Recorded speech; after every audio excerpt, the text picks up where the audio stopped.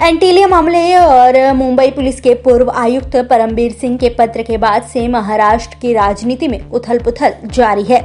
सोमवार को शरद पवार की प्रेस कॉन्फ्रेंस के बाद मंगलवार को महाराष्ट्र के पूर्व मुख्यमंत्री देवेंद्र फडणवीस ने इस मुद्दे पर अपना मत रखा है। उन्होंने शरद पवार पर हमला बोलते हुए कहा कि एनसीपी ने उन्हें सही जानकारी नहीं दी, इसलिए शरद पवार का बचाव करना कई सवाल खड़े करता है। देवेंद्र फडणवीस ने कहा कि परमबीर सिंह ने गृह मंत्री अनिल देशमुख पर जो आरोप लगाए हैं वे बेहद गंभीर हैं। देवेंद्र फडणवीस ने कहा कि 15 से 27 फरवरी अनिल देशमुख क्वारंटीन में नहीं थे, बल्कि वो अधिकारियों और बाकी लोगों से मुलाकात कर रहे थे। मेरे पास पुलिस विभाग के भी 2 मूवमेंट्स के कागज है। पुलिस विभाग में रोज मूवमेंट्स के बारे में कहा जाता है, बताया जाता है, उनका एक मैनिफेस्ट तैयार होता है मूवमेंट्स का।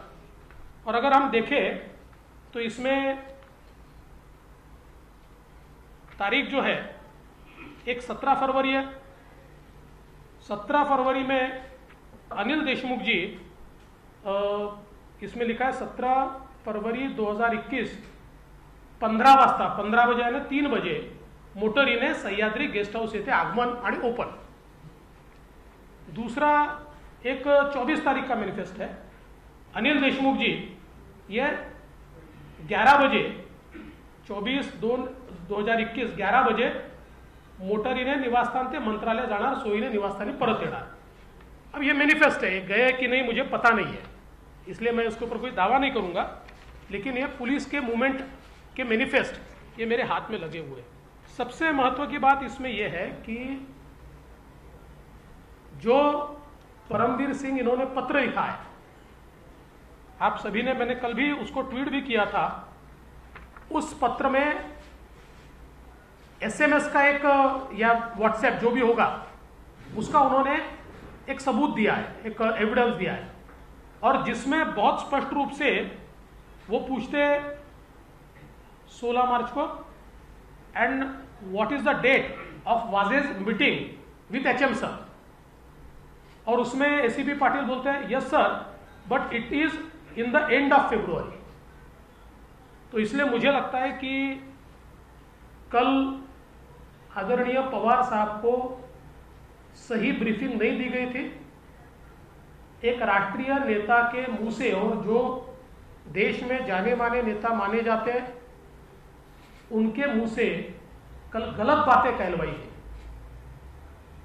और जो प्रोटेक्ट करने का प्रयास ये कल किया गया, मुझे ऐसा लगता है कि वो पूरे तरीके से कंप्लीट एक्सपोज हुआ है।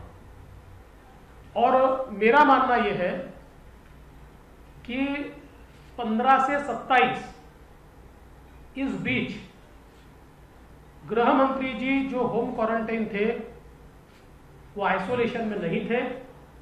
कई लोग उनको मिले हैं, कई अधिकारी उनको मिले हैं, और जिसके बारे में जानकारी अगर हासिल करनी है तो बहुत आसान है। देवेंद्र फडणवीस ने कहा कि एंटीलिया मामले में कई बातें सामने आई हैं जो हैरान कर देने वाली हैं। फडणवीस ने कहा कि उनके पास एक चिट्ठी है जिसे लेकर वो दिल्ली में केंद्रीय गृह सचिव से मुलाकात करेंगे और मामले की सीबीआई जांच की मांग करेंगे। उधर संसद में सचिन वाजपेयी का मामला उठाने वाली सांसद नवनीत राणा को जान से मारने की धमकी मिली है। उन्होंने शिवसेना पर आरोप लगाया है और एफआईआर दर्ज कराने की बात कही है।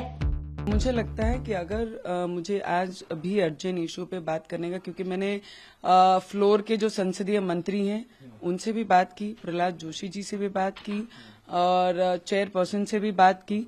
चेयरपर्सन को भी ये बताया गया, और उसके बाद आज जिस तरीके से मुझे अर्जेंट इशू पे अगर टाइम मिलता है तो 100% मैं ये क्वेश्चन उनको पूछूंगी कि आपने कौन से बेस पे मुझे कहा कि आप मुझे अभी जेल में भेजोगे। पहला क्वेश्चन रहेगा। उसके बाद उन्होंने हर बाइट में ये कहा है कि उन्होंने हर क्वेश्चन में ये बोला हुआ है उनके बाइट में कि उनकी नवनीत राणा की बॉडी लैंग्वेज अच्छी नहीं रहती है जब वो उद्धव ठाकरे जी के बारे में बात करते हैं। तो मैं आज उनको ये प्रश्न पूछने वाली हूँ कि महिलाओं के लिए शिवसेना कोई क्लास ले रही है कि उद्धव ठाकरे जी के बारे में जब आपने बोला है तो आपको fold your hands, stand straight, और don't talk in loud language, ऐसा कुछ क्लासेस लेने वाले हैं, तो वो तरीके से उनको प्रश्न पूछने वाले। और अगर उनको ये भी क्वेश्चन करना है तो आपने किस बेस पे मुझे बोला कि आप मुझे जेल में भेजेंगे? 100% पुलिस कंप्लेन कराऊंगी। आज मैं पूरे सभी लोगों से बात करके उसकी कंप्लेन जो पार्लियामेंट के अंडर में जो पुलिस स्टेशन आएगा वहां पे करूंगी। बता दें कि सोमवार को एनसीपी प्रमुख शरद पवार ने अनिल देशमुख के बचाव में प्रेस कॉन्फ्रेंस की थी और जानकारी दी थी कि वे 5 से 15 फरवरी को कोरोना की वजह से अस्पताल में भर्ती थे और उसके बाद 15 से 27 फरवरी तक क्वारंटीन थे। लेकिन बाद में भाजपा ने वीडियो और डॉक्यूमेंट जारी कर इन दावों को गलत करार दिया था।